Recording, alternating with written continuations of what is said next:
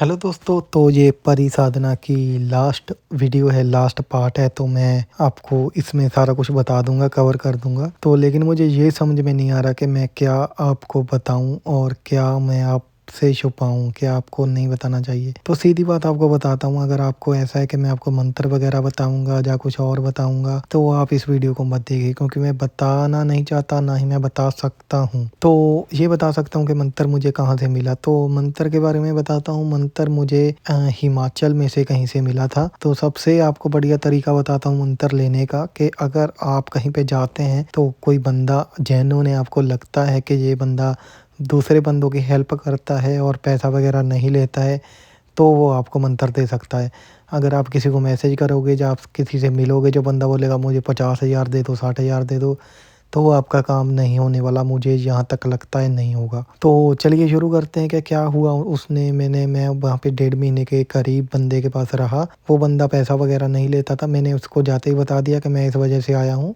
तो उसने मुझे कोई जवाब नहीं दिया। तो थोड़े टाइम के बाद, जैसे 1.5 महीने के बाद, उसने मुझे बैठाया और अच्छे से पूछा कि क्या करना है, क्यों चाहिए ये वो। तो चलो, उसने मुझे मंत्र दे दिया। उसने मुझे सारी विधि वगैरह बता दी कि कैसे कैसे ये सब करना है। तो विधि मैं आपको थोड़ा सा बता देता हूँ, कि जैसे कि आप यूट्यूब पे देखते हो कि ये होना चाहिए, आपके पास स्टील का अंडा होना चाहिए, ये होना चाहिए, ऐसा कुछ भी नहीं होता है। और बोलते हैं कि ये वाला इत्र लगाना है, इससे ज़्यादा होगा, ऐसा कुछ नहीं होता है। ये कपड़ा पहनना है, ऐसा भी कुछ नहीं होता है। तो आपने नहा लेना है और सिंपली एक आपका कोई भी आपको साफ सुथरा कपड़ा पहन लेना है। और इसका कोई टाइम वगैरह भी नहीं होता। तो लेकिन उस बंदे ने मुझे बोला था कि अगर तुम रात को करोगे 10 के बाद और सुबह 4 बजे से पहले पहले, तो ये तुम्हारा काम जल्दी करेगा, क्योंकि रात को शांति होती है। ठीक है। तो मंत्र का जो मुझे जाप करना होता था, तो मुझे 5-6 माला डेली कम से कम जाप करना होता था। तो मैंने शुरू कर दिया। मुझे पहले पहले सच बताऊं तो कुछ भी फील नहीं होगा। मुझे ऐसे ही लगा कि मुझे जंटू तो नहीं बना गया, तो बंदा क्या ये काम तो नहीं कर रहा है। लेकिन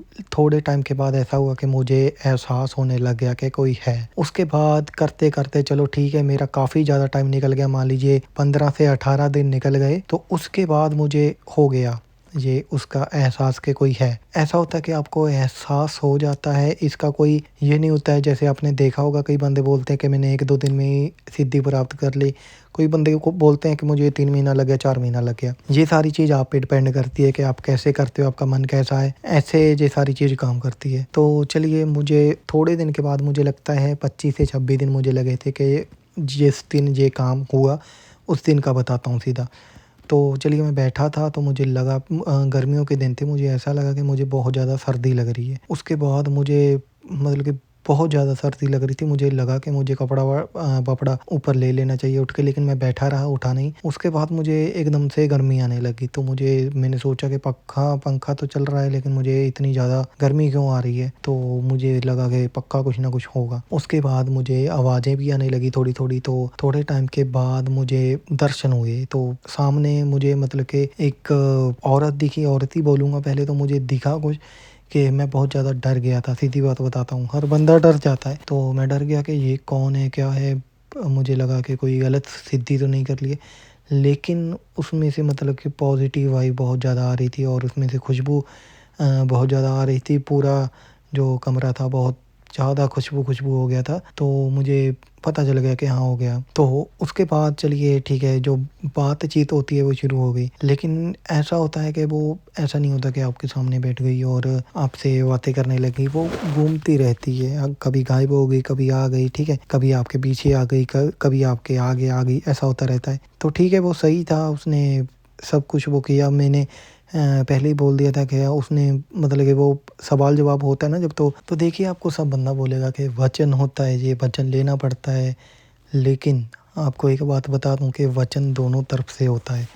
ऐसा नहीं होता है कि आपने ये बोल दिया, आपका कोई वो नौकर नहीं है कोई भी कि आएगा आपसे वचन दे, आप वचन उसको दे दोगे कि ये करना, ये करना, और वो बोलेगा हाँ जी मैं करूँगा। ऐसा कुछ नहीं होता है। वचन होता है जो वो दोनों तरफ से होता है। तो मैंने उससे वचन वगैरह करने की कोशिश की कि हाँ, ऐसा करना जैसे नॉर्मली होता है, जो कि हम देखते हैं कि तुम मेरा काम करना, जब मैं बुलाऊँगा तुम्हें आना होगा, ये सब होता है। तो लेकिन वहाँ पे मुझे सामने से यही जवाब था कि मैं तुम्हारे वचन मान लूँगी, तुमको भी मेरे कुछ वचन मानने होंगे, ठीक है। तो मैंने पूछा कि वो सब क्या है, तो पहला तो यही था कि कभी तुमको शादी नहीं करनी है। दूसरा ये था कि तुमको मुझे जब जब मैं चाहूँगी तुम्हें मुझे भोग देना होगा, ठीक है। तो चलो भोग वाला तो ठीक है, लेकिन जो ये होता है क्या बोलते हैं शादी वाला, तो बहुत ज़्यादा लफड़ा था। तो मैंने उसको कहा कि नहीं ऐसा नहीं हो सकता। तो फिर उसने कहा कि ठीक है, मैं तुमको अभी थोड़ा टाइम देती हूँ कि थोड़ा टाइम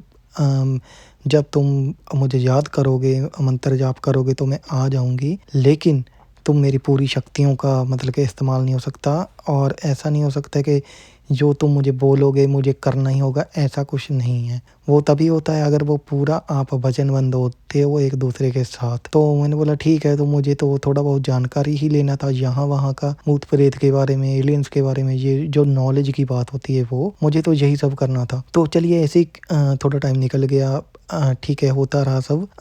और हाँ, इसमें कोई गलत चीज़ नहीं हुई, ऐसा नहीं मैं आपको बोलूँगा कि जस्ट बात वगैरह होती थी जैसे ही मैं वो करता था। और लेकिन ऐसा नहीं होता था कि मुझे वो हर चीज़ ला के दे, जैसे बंदे बोलते हैं कि आपको हर चीज़ आपके कदमों में है और हर चीज़ आपको मिलेगी, तुमने ऑर्डर दे दिया और बंदा सामने वाला आपको वो चीज़ ला के देगा, ऐसा कुछ नहीं होता है, ठीक है। तो उसके बाद क्या हुआ, मेरी जो हेल्थ थी उस पर थोड़ा इशू आने लगा। तो मैंने बाबा जी से बात की, तो उन्होंने मुझे यही बोला कि देखो भाई, ये होता है मतलब कि उनका डायमेंशन अलग है। जैसे कि हम 5 दाँत क्या बोलते हैं उसे, 5 चीज़ों से बने हुए हैं, तो उनका अलग सिस्टम होता है, उनकी वाइब अलग होती है, उनकी शक्ति अलग होती है। तो इफ़ेक्ट तो तुम पे पड़ेगा ही, अगर तुम उसको बार-बार बुलाते हो, तुम्हारे पास रहती है, तो तुम पे उसका इफ़ेक्ट तो होगा ही होगा। इसका कोई सॉल्यूशन नहीं है, इसका सॉल्यूशन यही है कि तुम बहुत ज़्यादा पूजा पाठ करते हो, बहुत ज़्यादा मंत्र जाप करते हो, उससे क्या होगा, ये चीज़ कम हो जाएगी, लेकिन ऐसा नहीं है कि 0% ही हो जाएगी। तो इसी चीज़ का लफड़ा था, मैंने